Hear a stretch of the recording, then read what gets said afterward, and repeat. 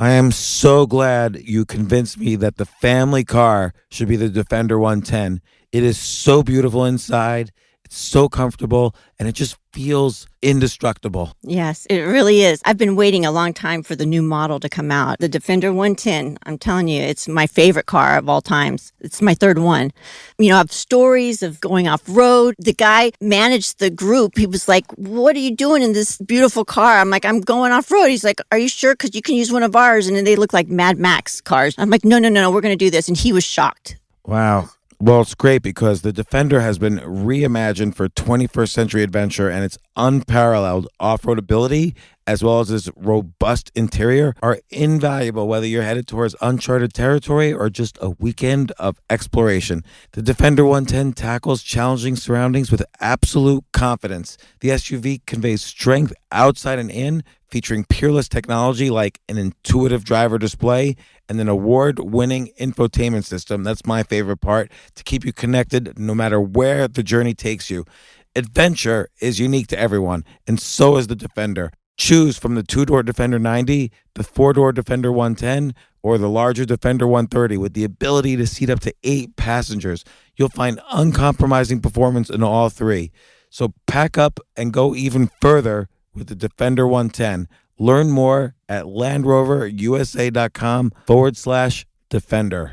Sometimes it takes a different approach to help you unlock your true potential. Capella University's game-changing FlexPath format helps you learn at your own pace and fit earning a degree into your life. From before you enroll to after you graduate, you'll be supported by people who are invested in your success so you can pursue your goals knowing that help is available if you need it. Imagine your future differently at capella.edu.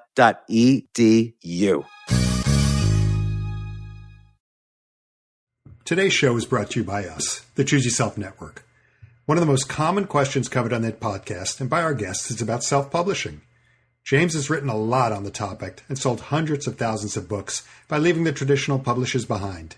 It takes a little guts to take on that risk, but James has narrowed all of the secrets of self-publishing your own bestseller into a single checklist.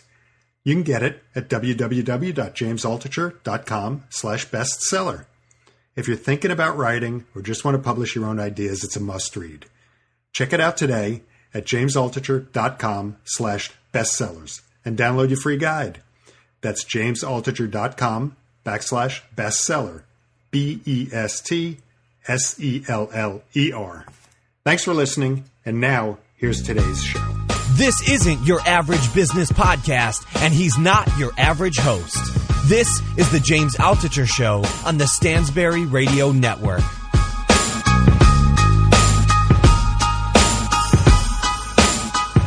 So I have Oliver Burkeman with me. Oliver, how are you doing? I'm doing very well. Thanks for inviting me on.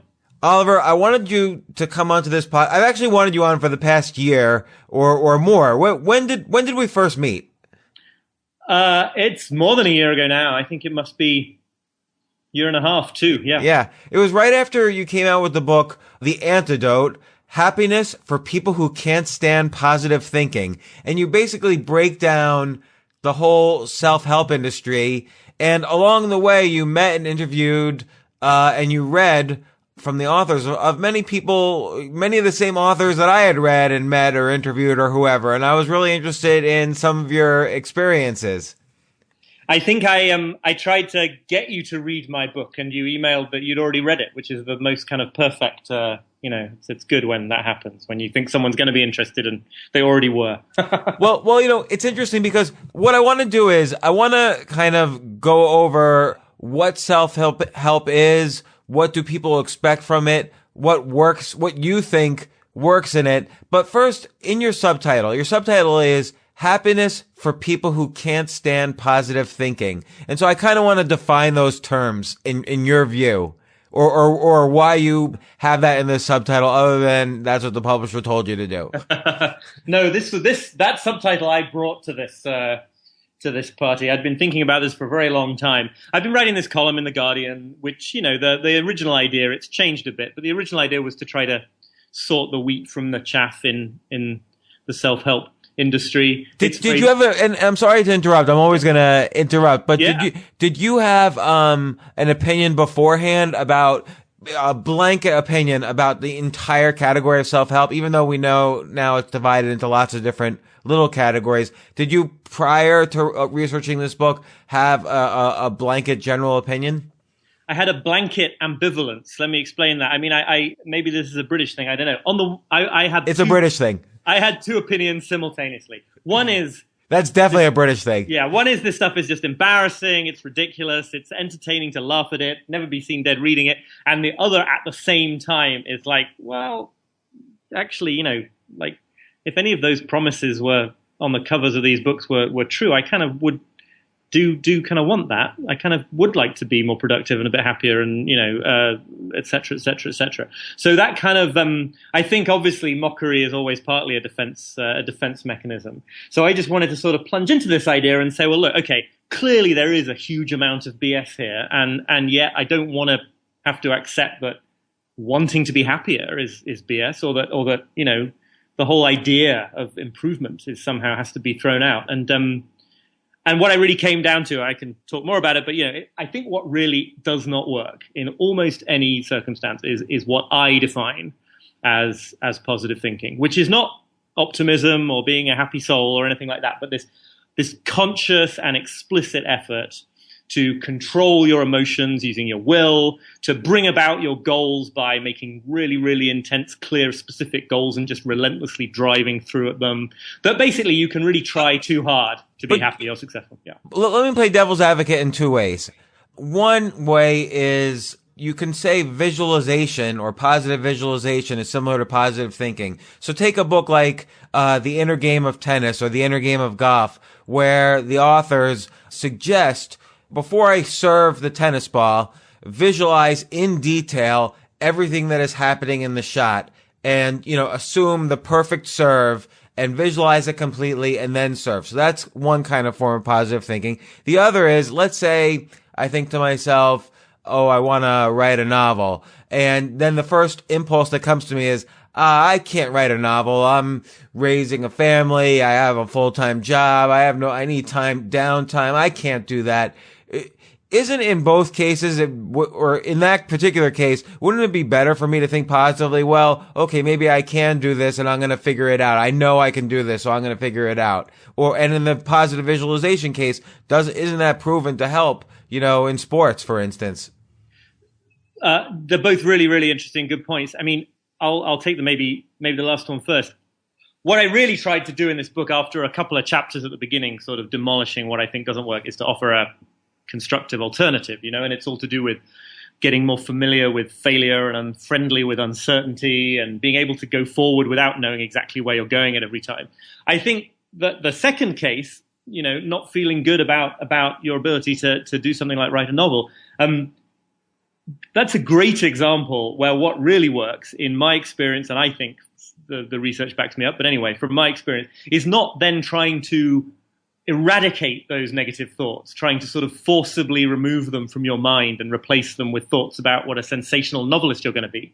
It's much more about being able to just coexist with all those thoughts and act anyway. It's much more about not being pushed around by thought. And when you do completely commit to this kind of very cliched philosophy of positive thinking, the only thing you can do with those negative thoughts is like fight them and treat them as an enemy, and spend your whole time, trying to condition your mental state in some perfect way. And it just basically just never works. What works is taking some action, taking some step, and then you find that the emotions tend to follow on. The visualization thing is really interesting because, of course, there is other research as well that suggests that certain kinds of positive visualization, like reduce your energy and your motivation to achieve your goals.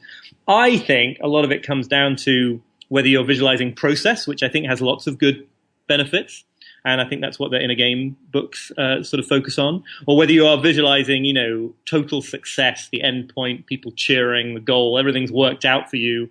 And I think in those cases, that's what the studies seem to suggest doesn't work so well. Right, because then you're setting yourself up for potential disappointment. Well, and you're and because you're sort of endlessly focused on where you got to get to, it actually makes it less like one of these studies from Gabriel Oettingen and some colleagues at NYU. I don't know if you know her work. Was they got people dehydrated and then they had them visualize drinking icy, refreshing glass of water. And the people who did that visualizing had a greater drop in energy levels than the others, because it was as if they'd already convinced their brains that they'd achieved this goal on a mental level, so they didn't need to achieve it in the real world. My ultimate defense against all of this, the answer I come back at to your devil's advocate questions is, I really think what I'm mainly doing is trying to reset a balance here. Again, though, I want to play devil's advocate. Let's take a more extreme example than the novel example. Let's say I'm a woman, I'm married, I have 3 kids, and my husband just cheated on me. And so I might think to myself, I should break up with him, or I should make some drastic change to my marriage and my living situation. Or, and I could think positively, yes, if I do that, this will work out for me and this will create a better life for me if I make some big change in my life. Or I could think negatively, I can't do that. He provides half the paycheck. I have to put up with this and just be unhappy. Like, it seems like you're saying, well, okay, forget both of those kind of extremes and take action. But if someone's already thinking so negatively, they can't I've seen this a lot. They can't really take action at that point. They're too focused on the can't. Yeah, no, I see that. What I disagree with is the implication, I guess, that what you can do when you're mired that deep in negative emotions is make in some other part of yourself, just make a choice to not think them anymore. And what actually seems far more fruitful in those situations, not to just give in to those emotions as in let them guide your behavior, but to find an accommodation, to live with them in your mind, to be able to not feel that there's something terribly wrong with you because you're feeling low or depressed, to be able to sort of treat them, the Buddhist ideas, treating emotions as weather patterns, learning to be a little bit more non-attached toward them. And then from that position, absolutely take whatever actions you need to take to get yourself out of bad situations, but not as a result of having forced your brain using willpower to feel good. Obviously, in that situation, you could just as easily, if that was possible, you could just as easily force your brain to think your circumstances were wonderful, and then everything will be fine again. But the human brain just doesn't work like that. It's too rebellious. I see. So in this case of the woman in the situation I described, she could think, okay, this really bad thing happened.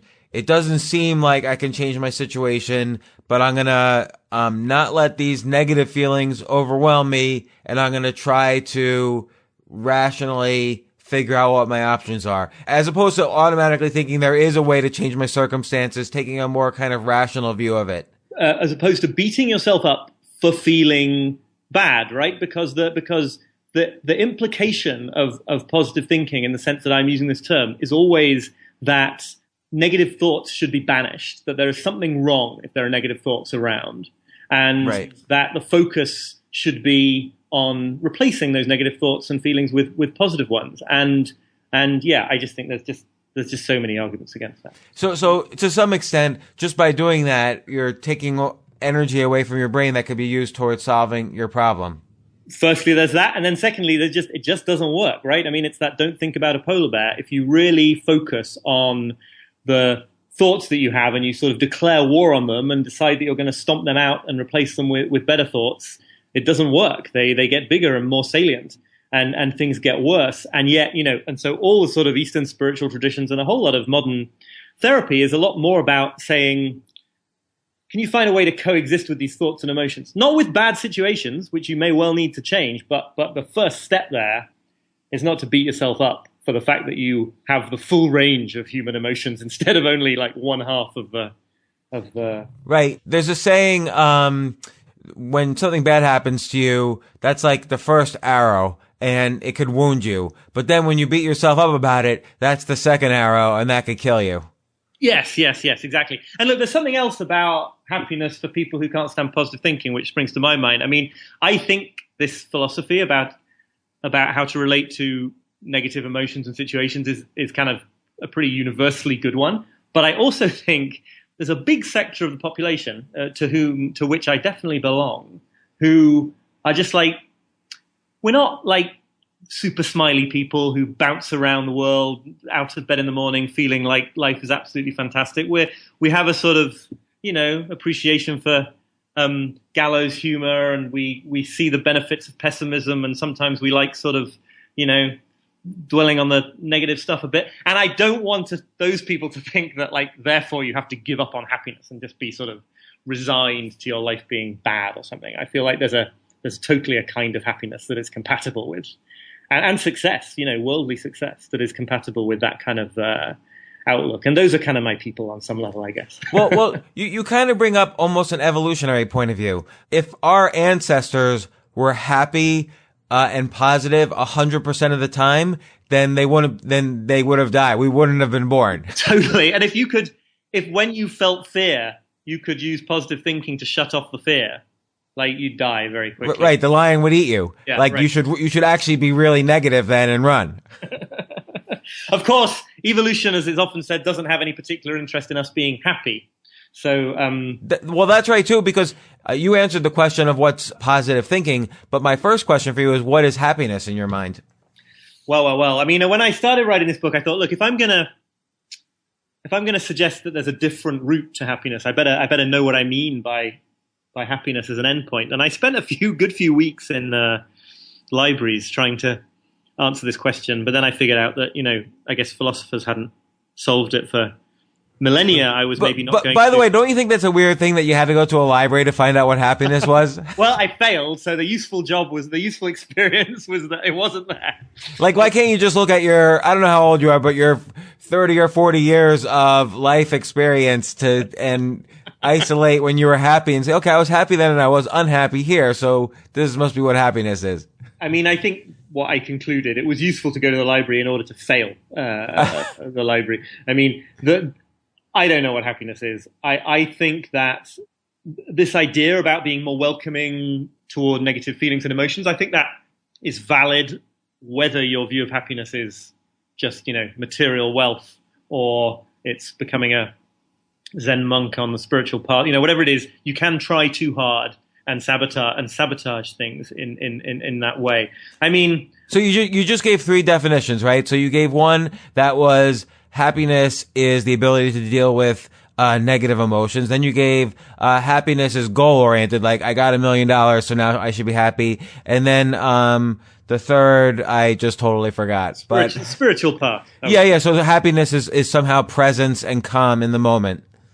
Yeah, and I don't have an answer to this. It's very nice to say, and I hope that I've come to understand that a lot of it, that spiritual definition is real, but I haven't detached from wanting goal accomplishment and enough money and things like that. So it's there's also a fourth definition, which is again the more evolutionary one, where happiness is simply when dopamine, serotonin, or oxytocin is kind of shooting through your brain. And there, I think, get into an interesting thing, don't you? Because I do think I'm fairly confident in saying that happiness is not a constant state of excitement or Right. a constant state of deep contentment, which I guess both of those are the ones that these, the dopamine type explanations are. And that actually something, maybe it's not happiness, maybe it's authenticity or growth or living a deep life or something, but some of that absolutely has to do with being present through really crap times as well. I came across a quote attributed to Rilke, the poet, the purpose of life is to be defeated by greater and greater things, which I don't know whether the attribution is correct, but there's something very powerful there. It's about the capacity to experience more and not to have to shut down in the face of so many things. Let me ask you about that quote, because part of your life, as a columnist at The Guardian, you've interviewed many, many celebrities. And often a celebrity is someone who kind of reached their high point, so now they're a celebrity, and then they kind of coast out the rest of their lives on that celebrity. So they kind of are not really following that quote. Like, they're not kind of experiencing, let's say, more and more difficult problems in some sense. Right. As far as we know, maybe they are. I don't know. What's your experience? I read you had a great interview with Jerry Seinfeld, for instance, who's obviously, a great comedian, but you can argue has reached his prime with his TV show. Well, he has I'll come to him in a second because he's really interesting on this stuff. I think in general, you see this pattern, right? Where why do people go off the rails with drug addictions or sort of material, just going insane with their material acquisitions? You're sort of at the end of the road of the thing that you've been focusing on. Then you get really interesting cases. I have a lot of criticisms of Oprah Winfrey and some of the people to whom she's given her backing, but not to others. And I think a really interesting case of somebody who sort of did that material success thing and then actually took a really interesting step into, well, what next? How do you grow next? How do you find the next big thing to be defeated by? I think that you do occasionally get these super celebrities who do seem to be on real spiritual paths. Like who? Like Oprah, I think, is a really interesting example. She, some of the guests, as I say, some of the guests that she ended up having on her show were promoting all sorts of terrible pseudoscience and shouldn't be there. But Eckhart Tolle came to the world through Oprah Winfrey, and he's basically a pretty good thing, I think, for our understanding of human happiness. Jerry Seinfeld is big into transcendental meditation. The thing that really stayed with me from that interview was the way he thinks about his work as if he's an athlete. So he says, I'm not an artist. I'm not sort of trying to pull off some work of genius. I'm an athlete, and I have to keep myself in shape by showing up at little comedy clubs in New Jersey randomly, like he still does to this day, and, testing myself and pushing and trying to keep this talent in shape. And, there's definitely an argument that he hasn't done anything to match the TV show since, but that's kind of a way, isn't it, of sort of making sure that you keep finding your edge. I guess also maybe we view it as a negative that he hasn't exceeded his prime, but maybe he views that as a problem to get over, and that's actually the problem he's, trying to have success over. Right. I mean, why? Who says he should do anything more sort of popular in a mass market way than that? I mean, yeah, I think that's really interesting. Right, like maybe his metric now is how do I get over that feeling that every day that goes by, people will remember me less. Yes, yeah, right, exactly. And the trick may well not be to find something that people remember you for again. It might well be, as you say, to become a person who's kind of fine with that. Yeah, interesting. And I like how he just goes to random comedy clubs in New Jersey. Did you go with him to any of them? I didn't, but I've heard various stories, and there was a big piece in the New York Times magazine about this that did go into those clubs. Yeah, so you're just there at some club having a drink and watching wannabe comedians, and then Jerry Seinfeld just comes on stage and tries out a bit of material. Kind of amazing. It is interesting. Did you see the documentary he made, Comedian? Yes, I did. Yeah. And I guess Orny Adams was kind of the guy that he was often following around, and they would perform back and forth. And Orny somehow never kind of got over the top. And whereas for Jerry Seinfeld, it was so easy to just get on stage and perform. Yes. So, it's interesting. Like, I started reading, this is my own confession, I started reading self-help probably when I was around 12 or 13 years old. But I was reading like really bad self-help because I was only 12. So I was reading things like, okay, how to have psychic powers or how to astral project, because my only goal was I wanted to see other girls naked. So I figured I could astral project and, fly around the world and do whatever I wanted. It's good to have an ambition. Yes, that was my goal. That was my positive thinking goal. But that did lead to kind of books about, it kind of automatically leads to books about meditation, books about Eastern philosophy. I mean, they were all sort of, those pop psychic books are really just kind of extra watered down versions of Eastern philosophy. And so it led me to the kind of whole spectrum of self-help from, those books to, very, what's considered Eastern philosophy books and the whole range in between. So what kind of self-help did you read along the path of researching for this book? I mean, if I'm honest, I started off in a position where I was already pretty skeptical, bordering on cynical about, the real classics, How to Win Friends and Influence People, and Power of Positive Thinking, and all. They're fascinating historical documents, but I was never sort of particularly impressed by them as life advice. Then I got sort of kicked back into the Stoics and, self-help before self-help, which I know you know about, it's just extraordinary to see that thousands of years ago people were grappling with exactly the same questions and sometimes coming up with the same conclusions. I think a lot of the most powerful stuff for me has been stuff that is on some level influenced by Buddhism and Taoism and sort of Eastern approaches, not always explicitly, but those kinds of ways of relating to bad times and ways to action and procrastination and things like that are really powerful in my experience. What's your definition of Stoicism? Because I mean, I think there's it's not that there's a full range of definitions of this, but I'm just curious. Everyone has something a little different to say.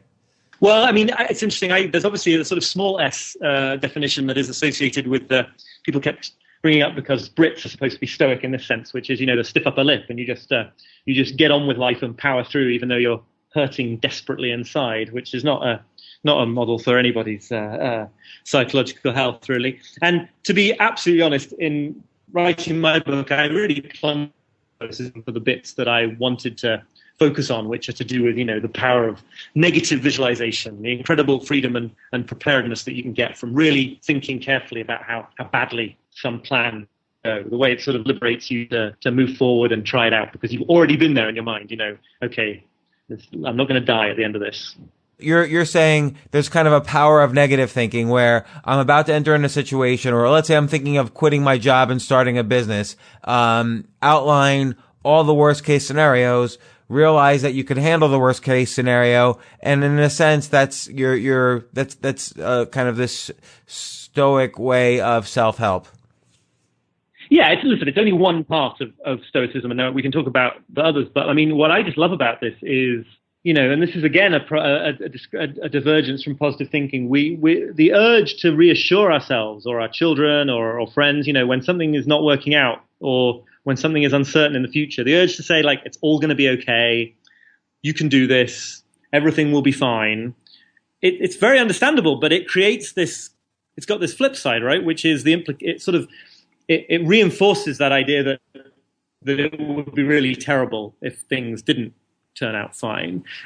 And one of the sort of really great insights of Stoicism, I'm sort of getting it partly through Albert Ellis, the great psychotherapist who died a few years back now, but who I did speak to just shortly before he died.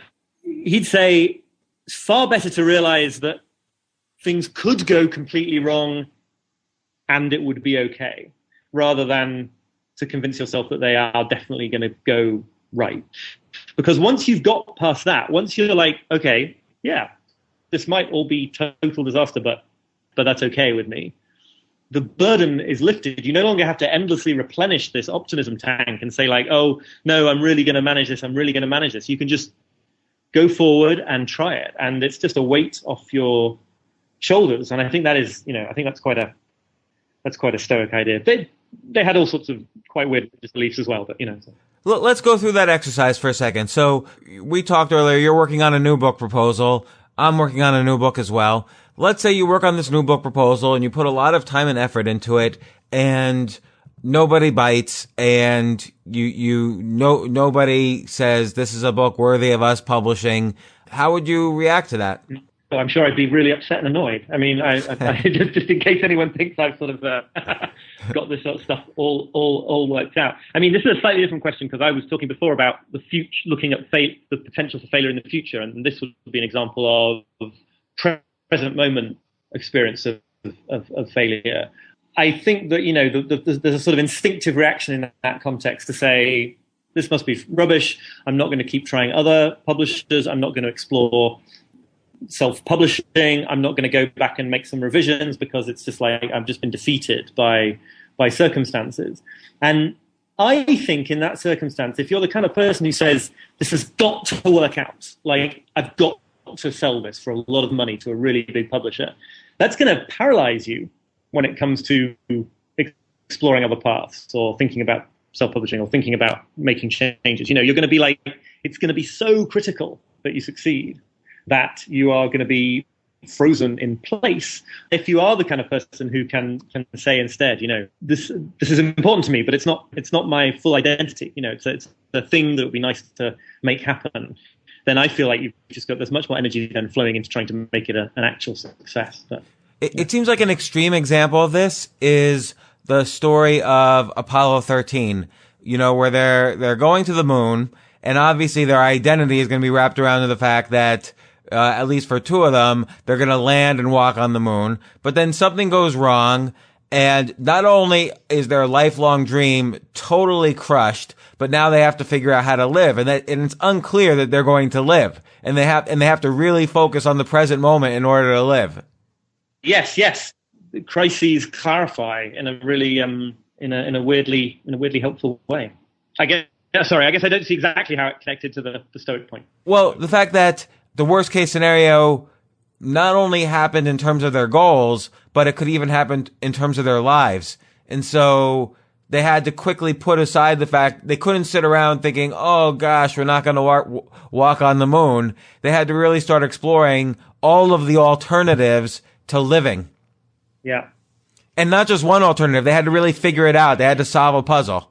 Yeah, right, exactly. And there just isn't time. I mean, it's a very extreme example. I'm not sure I can really get my mind around what it would be like to be in that context. But there's so many testimonials of people facing life or death situations for whom things that are not important fall away, and you are simply looking at the practical, rational routes to the things you need to the thing you need to try to achieve, instead of trying to sort of feel good about the chances. Yeah, I guess that's an important distinction there. So, but I'm going to take it to, like, this morning, I wake up and maybe my first thought might be, oh gosh, another day. Or maybe I was afraid, what if I don't have anything to write about? Or maybe I was thinking about some negative situation I had to deal with. Sometimes then I'm going to get back to the power of positive thinking. Sometimes it helps to have, not necessarily an affirmation, but just a way to kind of boost yourself up a little bit. Yeah, I'm not going to tell anyone who manages to use a kind of positive slogan and it works for them to say, you shouldn't be doing that. You should definitely be thinking negative things. I think it's certainly very limited. I think the sort of boost that those affirmations can provide, it doesn't go very deep. I think people with kind of low self-esteem already thinking pretty bad things about themselves, there's definitely some evidence that can make things worse. But, I have similar things for myself. It's just that they tend to be, they tend to sound like they're really gloomy on some level. They are to do with how emotions you're not going to change your emotions through your will. But action is the way to change them. And then I'll get out of bed because action makes you feel good. So you're waking up and you're thinking these negative things. What would you tell yourself to get yourself out of bed? I mean, I don't always follow my own advice. I think if I was, what I was doing, I would attempt to feel these emotions as fully as I could. I would attempt to see that they weren't me, that they didn't define me. And I would be telling myself that, the slogan that is coming to mind now comes from Shoma Morita, who's was a Japanese psychotherapist who was very much into this perspective. And the quote, I don't have exactly to hand, but it's basically like, give up on yourself. Just be the best sort of, flawed person who thinks you're, I mean, actually, I'm going to look it up now because it's so good, but he's basically saying, I love the idea of this. Let me get it now because it's sort of one of my watchwords. And it's all to do with that. Here it is. He says, give up on yourself. Begin taking action now while being neurotic or imperfect or a procrastinator or unhealthy or lazy or any other label by which you inaccurately describe yourself. Go ahead and be the best imperfect person you can be and get started on those things you want to accomplish before you die. Oh my God. I think I'm going to steal that in my next blog post, maybe. You are super welcome. As I say, it's not me, Shoma Morita, but No one's going to know who that is. It'll be no problem to steal give that. up on yourself. Stop trying to win this war of emotions. And, the battle is won by putting one foot in front of the other, I think. Yeah. Let's take a look at all of this, though, like author by author. So the best self-help authors of the past century, like take Napoleon Hill, for instance, Think and Grow Rich. What would you say about that book? These are historical documents, right? So there are times in the culture when some of these things can have a useful purpose and can sort of make people realize that the sort of stifling norms of their community or the prevailing economic mood of the times is something that they can resist, and give you strengthen your spine a little bit. Basically, for me here now, and I think for lots of people here now in 2015, that those kinds of classic books are pretty much recipes for frustration. They play straight into this idea that you're gonna focus your effort and your energies on controlling how you think and how you feel.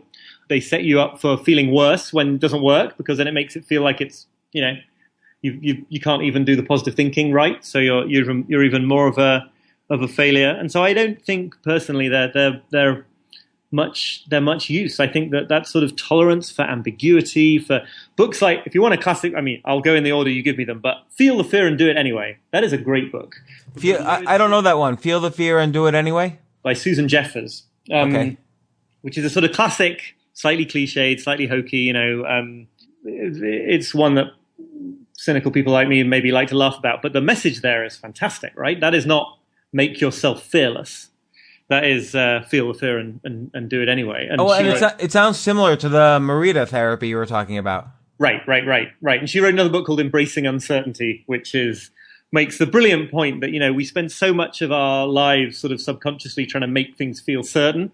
And if you actually were given a list of every single thing that was going to happen for the rest of your life until you died, even if they were all good things, that would be absolutely terrible. Like, all the juice would have gone out of life if you had that. So actually, you might tell yourself you don't like uncertainty, but you would hate absolute certainty a lot more. So that's a book I'm very fond of. But sorry, I don't know if you wanted to go through specific. No. Throw some other writers and authors, good and bad. And there's the good, the bad, and the ugly. So the good is like what you just mentioned, with Susan Jeffers is her name? Jeffers. Jeffers. Yeah. And so the bad might be Napoleon Hill, The Think and Grow Rich, but I say bad only in the sense that he probably was sincere when he wrote it, and it was probably good for his times, which were around, after the Depression and so on. Exactly. And then there's the ugly, which is self-help that is insincere, but out there to make money. Right, and I'm trying to think if I can even think of anybody who I honestly think is insincere, because I think an awful lot of people who I don't have a lot of time for are probably very sincere. There's a kind of genre, I suppose, of celebrity self-help book where you just think this person has wealth and fame for all sorts of reasons. Maybe they're really good at acting or sports. Maybe it's just luck. Maybe they got a whole lot of lucky breaks in life. But whatever it isn't necessarily something that they know how to turn into lessons that are applicable to anyone else. There's that old Norm Macdonald joke about a real book about a sort of 9-step plan for success, I think was the subtitle, but that Oprah Winfrey's boyfriend, Stedman Graham, published. The Norm Macdonald line is that if step 1 is become Oprah Winfrey's boyfriend, then the other 8 steps are probably just hang around. There are people who you just think that there's no reason to believe that you would have achieved. But you know what, though? He might be sincere. So it still might be, and his book might be good or bad, we don't know, but he might be, he might be still sincere about it. Whereas, what do you think about things like, and we won't have to name any names, but like, let's say Law of Attraction sort of books? The sincerity question is fascinating there. I'm a long time on the record critic of the Secret, so I don't mind naming names, but it's really hard to tell with some of that stuff. I think a place that it crosses over for me and really leaves a very bad taste is some of the people involved in that world who have turned them into sort of pretty unethical kinds of models for marketing and making money out of it, that are pretty dubious and only sort of work by you become rich by convincing lots of other people that if they give you money, they'll become rich. And it sort of extends onwards, downwards in a shape alarmingly resembling a pyramid. Sincerity is difficult there. I mean, I think a lot of it is absolute nonsense, but that doesn't mean people don't believe it. I am really not a fan of The Secret either. Like, I think, again, it's why should anyone be entitled to tickets to a free trip to Mexico just because they believed that should appear in their mailbox? Like, that strikes me as ridiculous.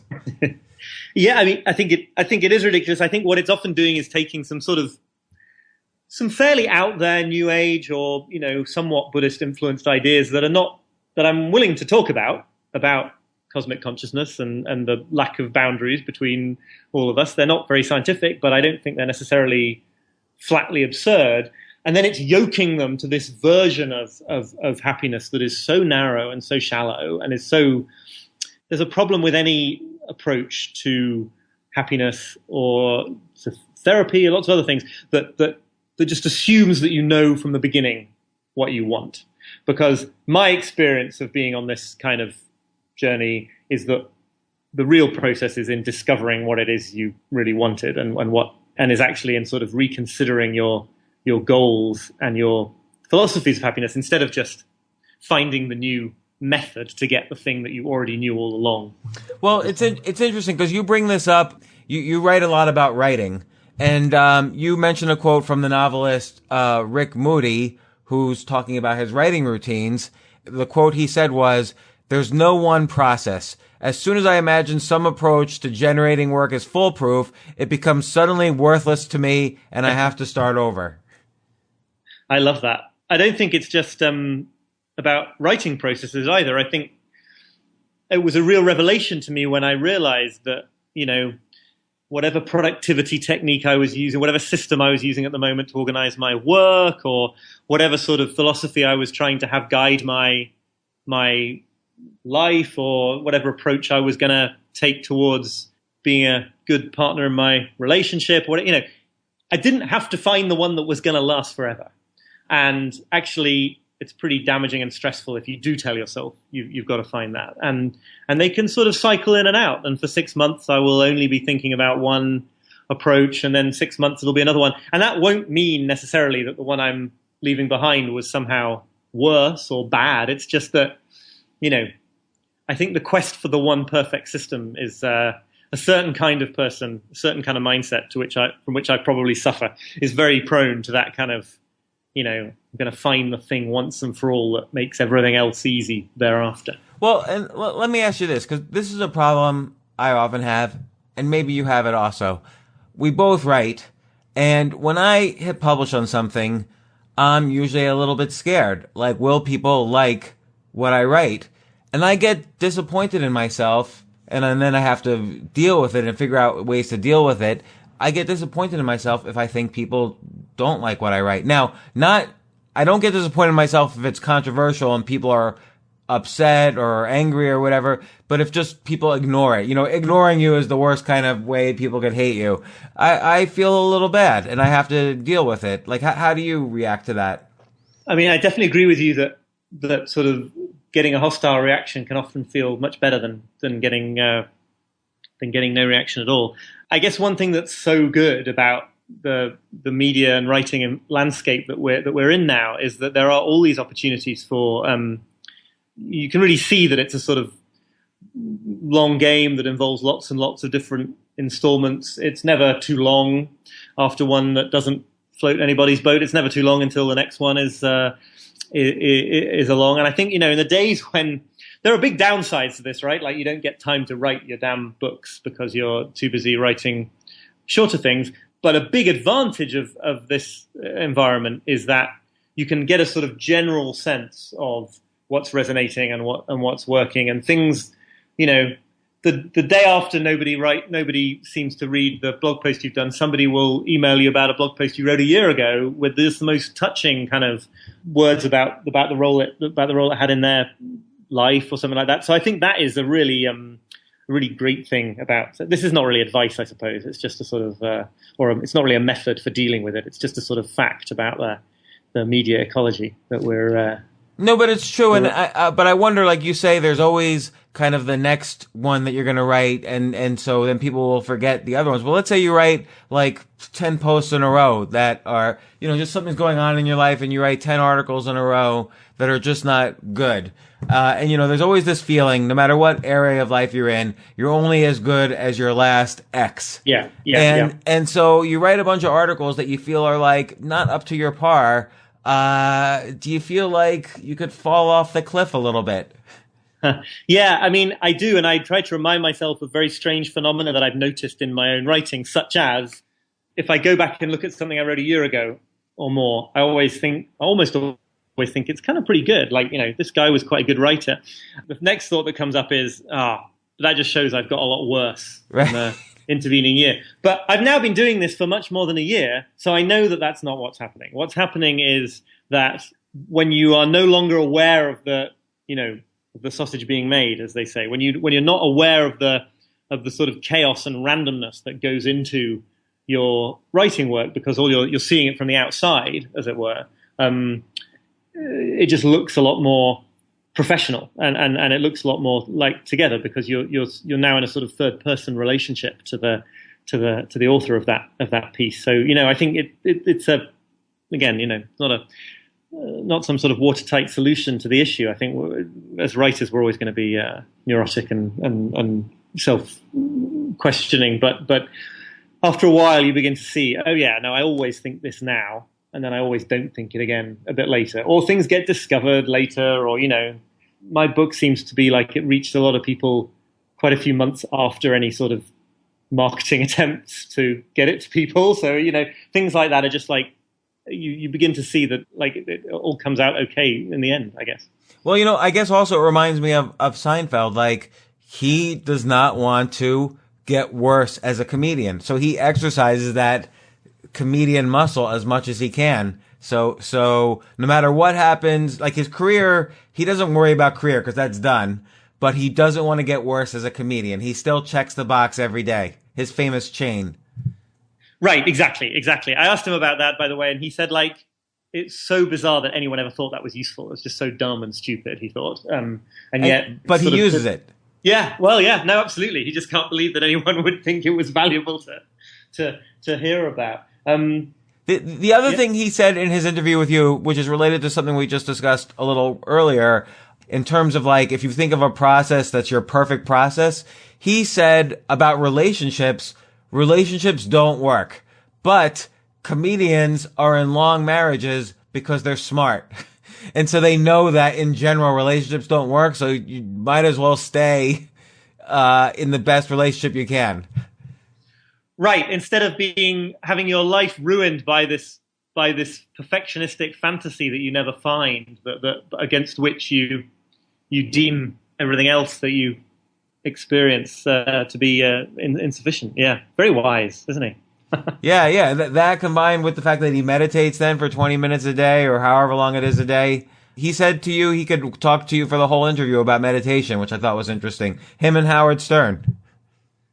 Yeah, he had to be drawn a little bit on the TM stuff, but it's basically, it's 20 minutes twice a day, repeating a mantra to yourself, a secret mantra that, so I don't know his, and I don't think that if you did know his, it would make you into Jerry Seinfeld. But he said, like once or twice every year, you have a night's sleep that's really, really good, and you wake up feeling totally refreshed, but you never do that the rest of the time because your life gets in the way. And I sort of empathize with that. And he's like, well, meditation is like that kind of rest almost every time you do it, to him, he thought. So that's not quite my experience of meditation, but a very powerful way of talking about it.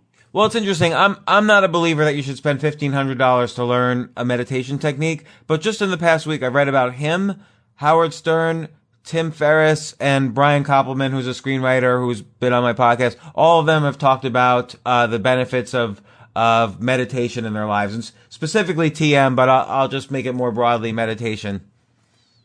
I will say, yeah, I mean, absolutely. And in the book, I went off and did a week's silent retreat in Massachusetts that was kind of pretty extraordinary to me. I will say this, I have done one, not TM, but I did do one meditation thing that did cost a proper amount of money, whereas most of them are sort of based on generosity and donations. And whatever you make of that, it's quite a good commitment mechanism, because once you've put down the money, you really don't want to be the sucker who gives up the very next day. And so it's quite a surprisingly good way of making yourself keep it going for a while. It didn't last indefinitely, but certainly a lot longer, because you'd sort of put the money down. So I don't know. I doubt that registers with Jerry Seinfeld, given what I assume to be his wealth. But it's sometimes that can work in quite a clever way. You know, you had one interesting article, and it's interesting because it's about being interesting. It's called How to Be Interesting and Why the Best Bits of Life Are More Than Interesting. You had an interesting description at the end by Eckhart Tolle, which is, the sunset is this incredible miracle that happens every day, but no one's really that interested in it. We're always interested in like whatever is kind of the latest trending thing on Twitter, or, the latest, scientific theories that are extreme. What's your stance on interestingness? Well, this came originally, I've got to give credit where it's due, from a paper published in the 70s called That's Interesting, a sociology paper by a guy called Murray Davis, which was surfaced by Adam Grant, who you, I'm sure, are aware of, the author of the book Give and Take. He's been on the podcast. Excellent. And he was using it, just to add to the number of names here, to explain some of the appeal of the books of Malcolm Gladwell. So there you go. The idea of this original paper is that, the theories that have done really successfully in intellectual history, Freudianism or Marxism or certain, probably libertarianism would count. Certainly, they don't succeed because they're true accounts of how humans work or how society works. They succeed because they're really interesting accounts of how society works. They make you see, or they make the suggestion that, something that you thought was just at your time in history has actually been the same throughout history, or the other way around, something you thought was the same throughout history is actually only happening in your time, or that a collective phenomenon is individual, or an individual phenomenon is collective. They give you a different lens on stuff, so that, the tipping point is a great example of this, because it sort of says, okay, not all phenomena spread in a linear way. They sometimes spread like epidemics. So products and political ideas and social norms, they can spread in these kind of interesting ways. Anyway. Well, but it's interesting. 2 points about that. One is all of those that you mention are kind of self-helpish. So it's not like a biography of the football coach Vince Lombardi you would mention as interesting, even though that might be interesting to a certain group of people. All of those people you mention, and all of the people that, Murray Davis mentions, like, Marx and Freud and so on, they're all trying to make a model of the human condition that we can use to explain our lives and try to make our lives or our society better. So in that sense, they're interesting also. Right. No, and actually this paper ends, it's almost as if you'd read it, because the paper that I'm talking about ends by saying the other thing it's got to have is something that changes people's life practices in some way. It's no good being told that everything is other than how you thought it was, if that has no effect on what you should do when you get up tomorrow. So that's also crucial for interestingness. And hey, there's nothing wrong with interestingness. It doesn't mean that a theory is wrong just because it's interesting. But I think Sorry, you go ahead. Sorry, I keep interrupting. I was just going to come back round to the Eckhart Tolle point. I was trying to end by saying is that actually the things that are the most fulfilling and absorbing, whether that's time spent in nature or in a sort of deep relationship with other humans or spiritual practices, whatever they're going to be, they're not actually very interesting. I think Tolle says that, like doing a PhD on the sunset, that might be interesting, but the sunset isn't interesting. And then actually you have to sort of go beyond something that your mind can sort of chew on. That's great and very entertaining and useful and whatever. But there's another level beyond that, which is where the mind sort of quietens down again and stops chewing, and you're just sort of present in the presence of a mystery. I guess. There's so many interesting things I want to unpack from this, so I'll try to do it quickly. But the first is, you mentioned Malcolm Gladwell and the tipping point, and that's a great example of a case where he describes this phenomenon that products, let's call them, like Beanie Babies or whatever, they'll sell, and then suddenly have this tipping point where they'll sell millions. And he sort of shows example after example of products that hit a tipping point. But what I found about that book, as opposed to his book Outliers, what I found from the tipping point is he doesn't really give a method for getting to the tipping point. He just says that it exists. So I didn't really kind of find, I kind of wanted to find a method from it, and every CEO who bought the book sort of wanted a method. Yeah. But there was no method in there. As opposed to Outliers, he just plainly states, and it wasn't even his theory, but he plainly states, put in 10,000 hours of dedicated practice and you're going to be world class at what you do. Yeah. I mean, I think that he is pretty much single-handedly responsible for launching a genre of publishing. And the tipping point was its beginning. And a lot of it, I think, is based on people wanting practical advice, but not always being prepared to.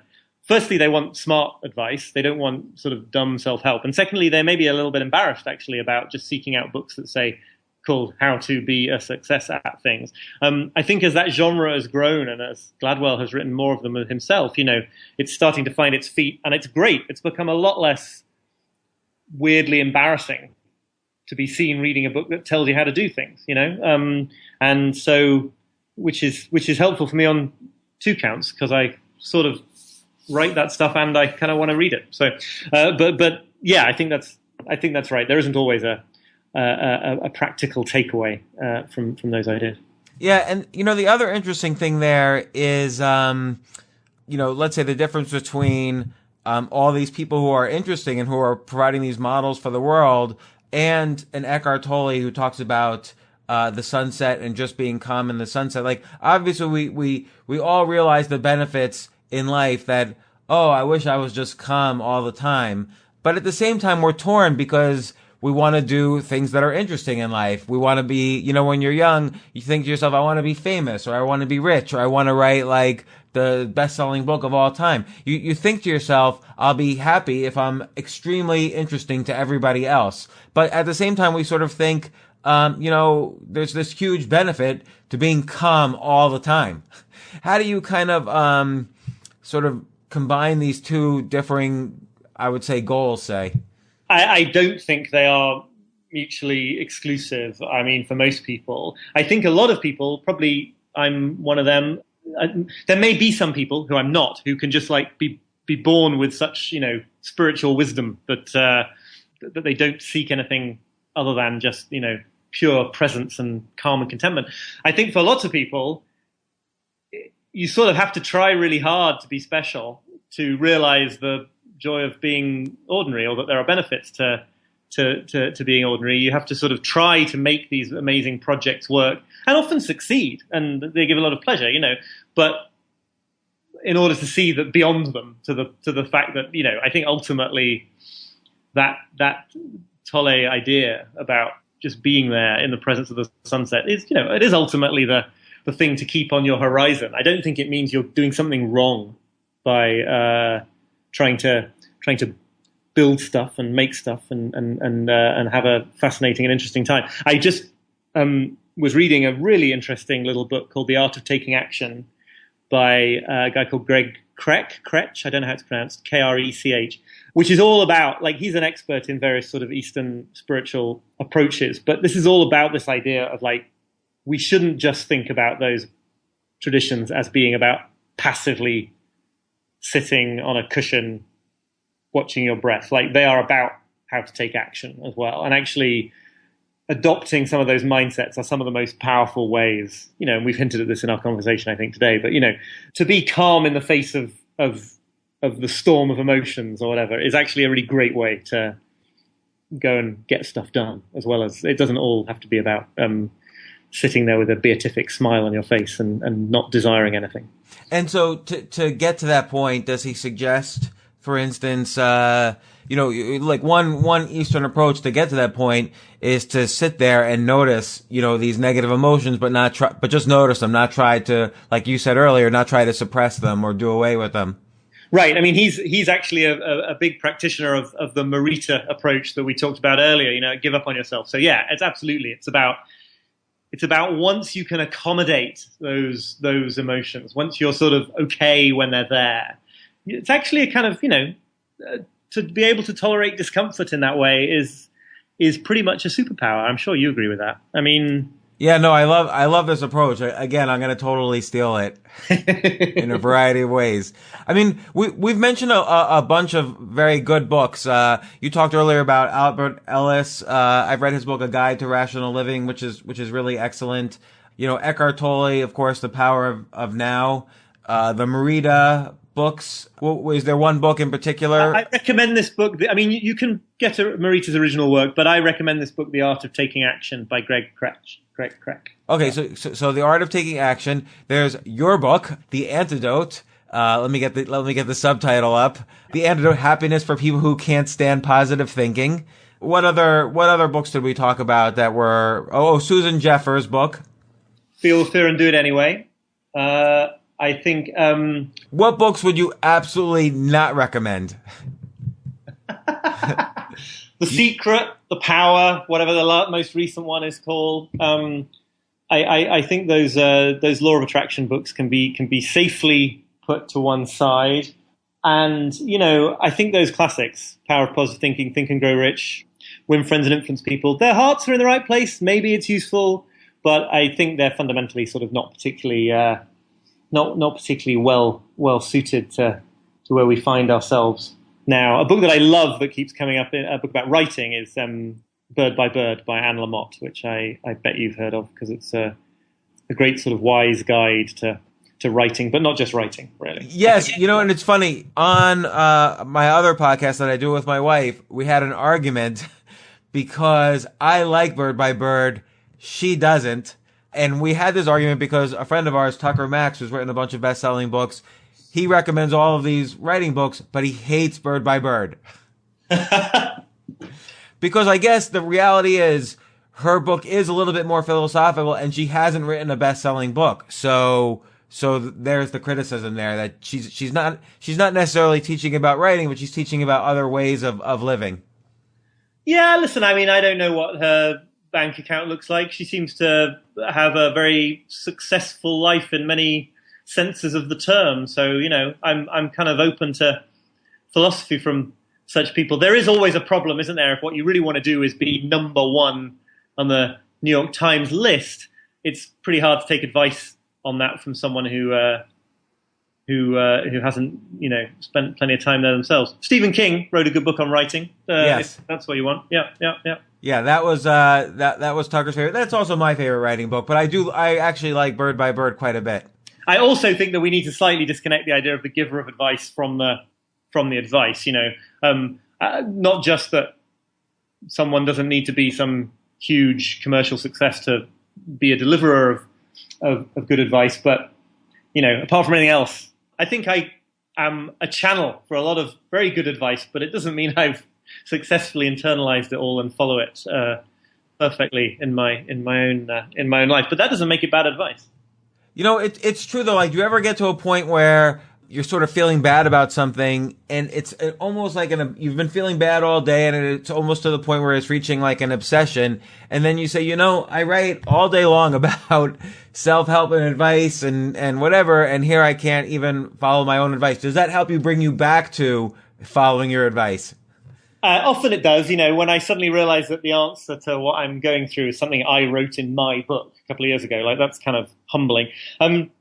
What I really think, more seriously, I guess, is we're now in a very nice time, I think, a very good time in the culture when it comes to advice, which is lots and lots of people feel free to pass on what lessons they've learned. People feel uninhibited about discussing things that might work. And equally, I think people have a very realistic idea about who's delivering that advice. So I'm not keen on gurus who set themselves up as sort of flawless exemplars of things. I think the idea that advice is like a conversation among equals, and that we've got things to learn from each other, and then we have to go back and learn the thing that we were giving out as advice 6 months ago. I think that's a good situation. I think it's a very sort of, all of us doing life philosophy together. I think it's great. I wouldn't want to return to a situation where you had a few people pretending to be perfect and the rest of us all kneeling at their feet. Well, it's interesting because 2 points about that. One is Buddha, who I think is, not only was a very good self-help guy for his time. He was a pretty good guy all around, yeah. Yeah, he even says, look, don't believe me. Try this works for me, but why don't you go out and try this for yourself and see if it works for you? So, which is a great marketing technique. Yeah, absolutely. And nice, I think it's much better that way, much healthier situation. The other thing I want to point out is that there are so many kind of there's all these sites that aggregate these kind of self-help sort of blogs in business or health or whatever, and the author is invisible. So he might say, 5 techniques to rise up the corporate ladder, but you never see how the author dealt with the hardships of rising up the corporate ladder. So I agree with you. You need to kind of put yourself in the story if you're going to. Well, and that's why I love so much of your stuff, because you've taken this to a sort of. I hope I'm not going to insult you here. I hope I'm going to compliment you as intended. But you've taken this to a high level. Nobody could read your work and think that what your life had been was a perfect, unbroken ascent up a perfect trend line of right, getting better and better and better. And it's amazing how many people would have you believe that about their lives. Or maybe they had one crisis where they hit rock bottom, and then after that they became a self-help guru and everything was perfect. But the sort of multiple bottom hittings, as it were, that you've written about, I think that's just I'd far rather take advice from someone who was going to tell me about that than someone who was going to claim otherwise. Right. Although then you go to the extreme, you mentioned in the antidote, you visited Eckhart Tolle at his home in Vancouver, and I really like his book, The Power of Now, and you really couldn't break him down at all. He seemed like the real deal to you. Yeah, no, absolutely. I think he is what he says he is, and which is not, by the way. That's the other thing about The Power of Now. If you really read that book, looking for the pseudoscience and the nonsense, there are 2 or 3 pages where I wish he hadn't used certain phrases, and he talks about cosmic vibrations or women being more in touch with enlightenment than men, and you're just like, well, what's your basis for these claims? And it's a little bit dubious, but the vast majority of it is not pseudoscience, because it is not pretending to be science. It is just saying, look inside, again, see if this resonates for you, and if this way of thinking about your inner life, you might find it really powerful. And so I think people sometimes mischaracterize the claims that people like him are making. He's not claiming that if you think really hard about a Lamborghini, you'll get one. That it's not that kind of stuff at all. It's just a sort of exercise in introspection. Yeah, that can be really helpful. Well, Oliver, this has been really enlightening. You've given me not only a whole bunch of books to read, but an entire list of books to steal from. So I thank you for that. And I do have to say, I've really enjoyed your book, The Antidote, Happiness for People Who Can't Stand Positive Thinking. I really thought, when I first picked it up, I thought it was just going to be trashing self-help, but it really was like a good sort of coverage of the entire spectrum of self-help, and your not only what you think, but your exploration into it, which again, I like it when, it's this Gladwellian approach where you put yourself into the story. I'm glad you saw that. I really didn't want it to just be destructive. I wanted to take down some things, but then I wanted to offer something constructive in their place. Yeah. No, it's really a worthwhile book to read for anybody who really is interested in the topic of bettering their life, which hopefully we all are. I think many of the listeners to this podcast are. Thank you so much for joining me on the podcast. I really appreciate it, and gave me a lot of food for thought. Thank you very much for having me on. It was an excellent, very enjoyable conversation. I really enjoyed it too. Thanks, Oliver. Bye. Thanks. Bye. For more from James, check out the James Altucher Show on the Stansberry Radio Network at stansberryradio.com and get yourself on the free insiders list today.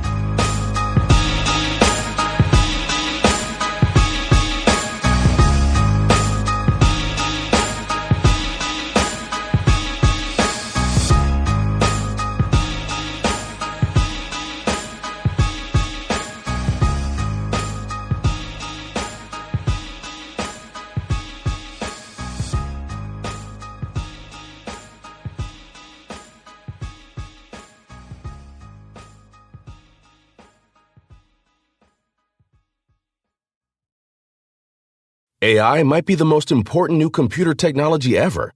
It's storming every industry and literally billions of dollars are being invested. So buckle up. The problem is that AI needs a lot of speed and processing power, so how do you compete without costs spiraling out of control? It's time to upgrade to the next generation of the cloud, Oracle Cloud Infrastructure, or OCI. OCI is a single platform for your infrastructure, database, application development, and AI needs.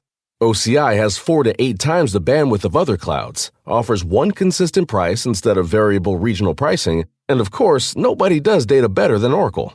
So now you can train your AI models at twice the speed and less than half the cost of other clouds. If you want to do more and spend less, like Uber, 8x8, and Databricks Mosaic, take a free test drive of OCI at oracle.com/advance. That's oracle.com/advance. Oracle.com/advance.